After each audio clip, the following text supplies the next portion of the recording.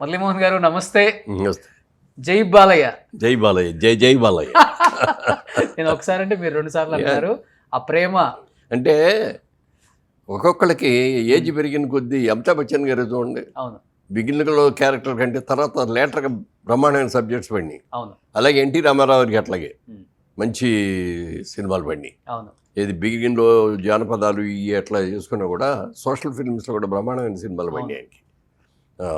Even చివరిది cinema కూడా బ్రహ్మాండంగా ఆడింది. అవును ఇప్పుడు అదే బాలకృష్ణ గారికి కూడా సేమ్ అదే వచ్చింది. చాలా సినిమాలు చేశాడు ఇదివరకు సరదాగా. ఇప్పుడు చేస్తే దాంట్లో ఎంత మెచ్యూరిటీ వచ్చిందంటే ఆర్టిస్ట్లో ఎక్సలెంట్ మెచ్యూరిటీ వచ్చింది.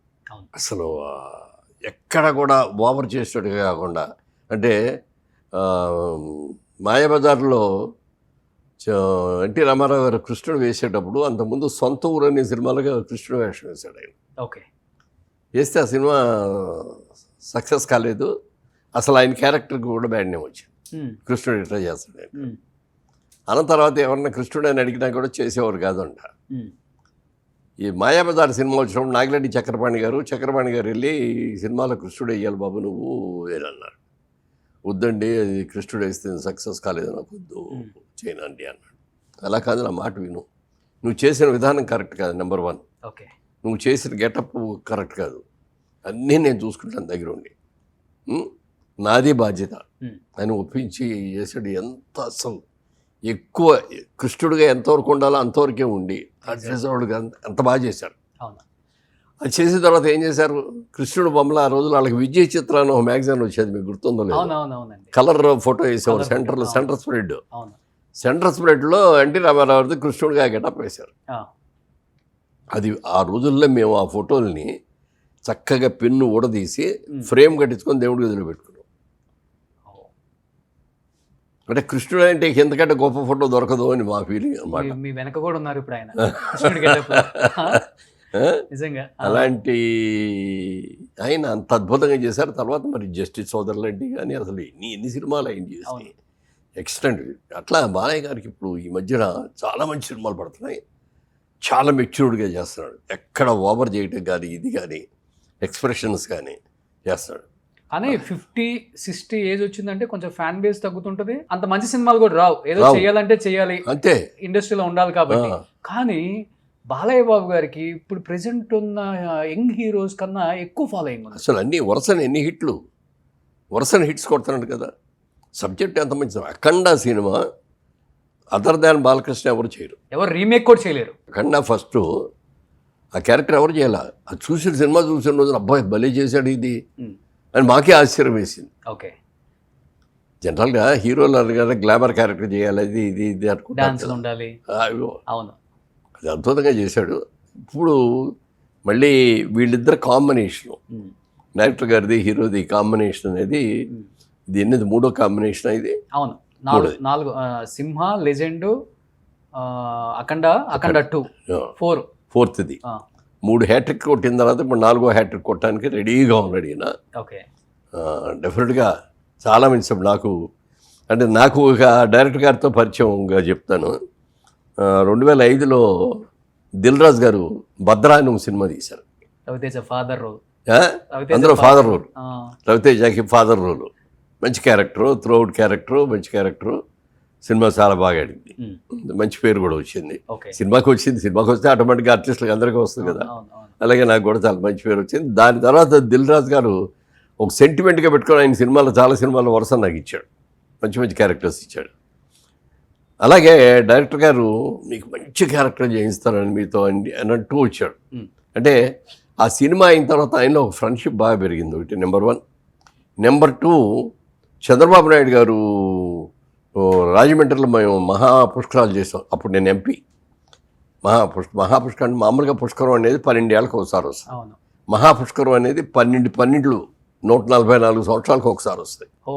గోదావరి పుష్కరాలు, మహాపుష్కరాలు నేను ఎంపీగా ఉన్నప్పుడు వచ్చినాయి. అప్పుడు చంద్రబాబు నాయుడు గారు, నా కాన్సెన్సీ కూడా అదే కాబట్టి నాకు బాధ్యతలు కూడా చాలా చెప్పారు, నేను కూడా బాగా చేశాను. ఆ టైంలో రోజున పిలిచి ఆయన అన్నారు, మన సినిమా వాళ్ళ నుంచి ఎవరైనా వాళ్ళ సరైన వాళ్ళు చూడండి, ఈ డెకరేషన్స్ అవన్నీ మా ఊళ్ళు రొటీన్గా చేసేవాళ్ళు చేస్తారు, ఈ సినిమా వాళ్ళు బాగా చేస్తారు అని అంటే అప్పుడు డైరెక్టర్ కనిపించారు. ఓకే, అప్పుడు యాడ్ తీశారు. అవును, యాడ్ చేశారు. తర్వాత అసలు డెకరేషన్స్ అవన్నీ కూడా ఆయనే చేయించాడు. రాత్రి మళ్ళీ ఆయన చంద్రబాబు నాయుడు గారు ఆఖరి నిమిషంలో కానీ చెప్పడు, నాకు ఎల్లుండి పొద్దుడికి కావాలన్నాడు. ఎల్లుండి పొద్దునే ఆ రోజున ఇది డే అండ్ నైట్ అండి. ఓకే, ఇక నేను కూడా పక్కనుండి, సార్ మీకు ఏం కావాలని చెప్పండి, ఇది లేదో ఇది ఉందో అంటానికి కాదంటే, వాళ్ళు అంతకుముందు వాళ్ళ మరదలకో ఎవరికో పెళ్లి చేశాడు, వాళ్ళ చెల్లెలకో ఎవరికో. ఆ పెళ్లిలో కొన్ని గొడుగులు పెట్టి డెకరేషన్ చేసి తమాషా చేశాడు. ఈయన ఏం చేసా కనపడకపోయినప్పుడు అలా లారీలో అవి తెప్పించాడు. ఓకే, తెప్పించేసి ఆ బొట్టు మీద పెట్టించాడు. పెట్టేసేసి దానికి లైటింగ్ చేసేటప్పుడు ఎక్స్ట్రా ఆర్డినరీ అందం వచ్చేసింది. దానికి తగ్గట్టేమో చంద్రబాబు నాయుడు గారు అడిగారు, ఏదన్నా క్రాకర్స్ షో చేస్తే బాగుంటుంది ఇక్కడ అంటే మన రాజమండ్రిలో చాలామంది ఉన్నారండి, బ్రహ్మాండంగా చేస్తారండి. అలా కాదు అది దానికంటే బాగుండాలన్నారు. అప్పుడు హైదరాబాద్ చెన్నైలో ఫైట్ మాస్టర్ ఒక ఆయన ఉన్నాడు, ఈ క్రాకర్స్ ఇవన్నీ చేసేది, పేరు మర్చిపోయాను, పేరు గుర్తులేదు. అతను ఫోన్ చేసి అర్జెంటుగా బయలుదేరి వచ్చాడు. వచ్చేట చంద్రబాబు నాయుడు గారు చెప్పారు ఇది చేయాలి అని అంటే, సార్ కొంచెం బడ్జెట్ ఎక్కువ వద్దన్నాడు. పర్వాలేదు చెప్పు అన్న. చెప్పంటే నేను 8 minutes ఒక నాన్ స్టాప్గా వచ్చేస్తాయి అన్నమాట ఆ క్రాకర్స్ అన్నీ కూడా, అది చేస్తానండి ఇంత బడ్జెట్ అన్నాడు. అనేప్పటికీ బేరం ఆడటం మొదలెట్టాను. సార్ మీరు బేరం ఆడొద్దండి, నేను అదే అమౌంట్ చేస్తా, కానీ 8 నిమిషాలు చేసేది 10 నిమిషాలు చేస్తా, నాకు ఖర్చు ఎక్కువ అవుద్ది, మీకు అదే కన్సెషన్ అనుకోండి అన్నాడు. సీఎం గారికి చెప్తే ఆయన ఓకే నీకు ఓకే అనుకుంటే ఓకే చేశారు. అది ఎంత అద్భుతంగా చేశాడంటే థ్రిల్ ఫీల్ అయిపోయారు అందరూ. ఓకే, అట్లా ఈయన చేసిన ఈ డైరెక్షన్ చేసిన ఇవన్నీ కూడా బ్రహ్మాండంగా అట్లాగే సక్సెస్ అయింది. చాలా న్యాచురల్గా ఉంటుంది. న్యాచురల్ గారి అక్కడి నుంచి చంద్రబాబు నాయుడు గారికి కూడా ఏదో వచ్చిందంటే గారు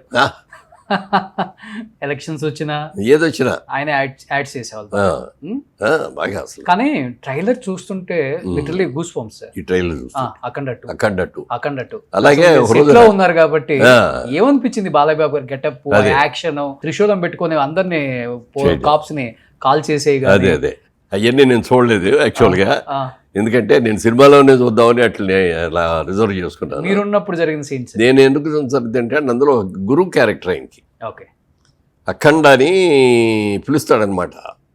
అఖండారా నువ్వు లాస్ట్ టైం వెళ్ళావు చేసి వచ్చావు, కానీ పరిస్థితులు చాలా మారిపోయినాయి, మళ్ళీ నువ్వు వెళ్ళాల్సిన అవసరం వచ్చింది. ఇదొకటిలాగా ఆషామాషిగా వెళ్తే కుదరదు, చాలా జాగ్రత్తగా ఉండాలి, దాన్ని చాలా నిష్ఠగా చేయాలి ఇది. ఓకే, నువ్వు చేసే దాంట్లో ఏ చిన్న పొరపాటు వచ్చినా నీ ప్రాణానికి అని చెప్పి దానికి ఎలా చేయాలనేది ఇవన్నీ చేయించి ఆ పూజలు అయిన మొదలు పెట్టిస్తాడు అనమాట. అవన్నీ చేసుకొని వెళ్ళి అప్పుడు వెళ్తాడు. ఆయనకి మార్గదర్శి ఒక గురువు. ఓకే, అది బిగినింగ్లో వచ్చేస్తాను. అది ఓకే, అది చిన్న క్యారెక్టర్ అయినా ఒక గౌరవమైన క్యారెక్టర్. అలాగే ఆ క్యారెక్టర్కి ఎవరిని పెడదాం అనేది ఆలోచన వచ్చింది డైరెక్టర్ గారికి. వస్తే హిందీలో ఎవరో ఒక యాక్టర్ పేరు చెప్పారు, మలయాళం నుంచేమో జేసుదాస్ గారు అనుకున్నారు. జేసుదాస్ గారు కూడా అనుకొని మూడోది నన్ను అనుకున్నారు. ఓకే, హిందీలో బొమ్మ ఇరానీ గారిని అనుకున్నారా? అదే నాకు కరెక్ట్గా పేరు గుర్తులేదు. తర్వాత బాలబాబు గారి దగ్గరికి వెళ్ళి ఏమండి ఈ క్యారెక్టర్ ఒకటి ఉందండి, చిన్న క్యారెక్టర్ కానీ ముఖ్యమైన క్యారెక్టరు, ఇట్లా వీళ్ళైతే బాగుంటుందని 1, 2, 3 అని చెప్పి థర్డ్ నా పేరు చెప్పాడు. చెప్పగానే ఆయన అన్నాడు, ఎందుకంటే ఆయన బోళ్ళ పేరు ఇది ఉంది కదా, మనాళ్ళు కదా, మనాళ్ళు ఉండగా అక్కడ నుంచో బొంబాయి నుంచో లేకపోతే కేరళ నుంచో దేవర సంస్థ మురళీమోహన్ గారు తగ్గించాడు. ఓకే, ఆయనకి ఎందుకు అనిపించింది అసలు? ఎందుకు అనిపించదు అంత ఇమీడియట్గా అన్నాడు అనమాట. గెటప్ కూడా మారిపోయింది అసలు ఆ క్యారెక్టర్ వేయటం ఫస్ట్ టైం. అంతేనా? ఓకే. సుమన్ టీవీలో మీ పర్సనల్ అండ్ బిజినెస్ ప్రమోషన్స్ కోసం కింది నెంబర్కి కాంటాక్ట్ చేయండి.